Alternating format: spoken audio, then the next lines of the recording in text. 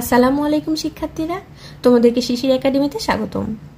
আজ আমরা যেই বাড়ি কাজটি করব সেটি হচ্ছে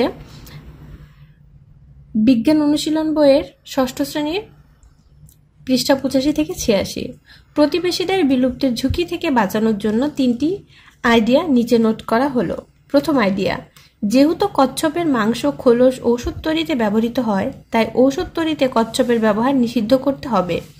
এর মাংস বাজারজাত নিষিদ্ধ করতে হবে। যারা এ সকল অপরাধমূলক কাজ করবে তাদের শাস্তির ব্যবস্থা করতে হবে। দ্বিতীয় আইডিয়াটি হচ্ছে, উল্লুক যেহেতু গাছের মগডালে বসবাস করে এবং লাফিয়ে লাফিয়ে চলে, তাই বেশি বেশি উঁচু বৃক্ষ রোপণ করতে হবে, গাছপালা কাটা বন্ধ করতে হবে। তৃতীয় আইডিয়াটি হচ্ছে, চিতাবাঘের আবাসস্থল ধ্বংস করা যাবে না, চিতাবাঘের জন্য অভয়ারণ্য প্রতিষ্ঠা করতে হবে, চোরা শিকার বন্ধ করতে হবে। এখন আমরা 86 থেকে 87 পৃষ্ঠার বাড়ির কাজটি করব। ফিরে দেখা। এই পুরো কাজটি তোমার কেমন লেগেছে? উত্তর হিসেবে তোমরা লিখবে, এই পুরো কাজটি আমার অনেক আনন্দপূর্ণ লেগেছে। এই কাজটি সম্পাদনের সময় আমার একদম একঘেয়েমি লাগেনি। পরিপূর্ণ ইচ্ছার সাথে আমি পুরো কাজটি করেছি। এই কাজটি করতে গিয়ে নতুন কি শিখেছো যা আগে জানতে না?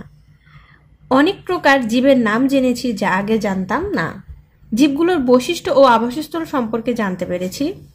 জীবগুলো আমাদের পরিবেশে কেমন প্রভাব বিস্তার করেছে তা জানতে পেরেছি।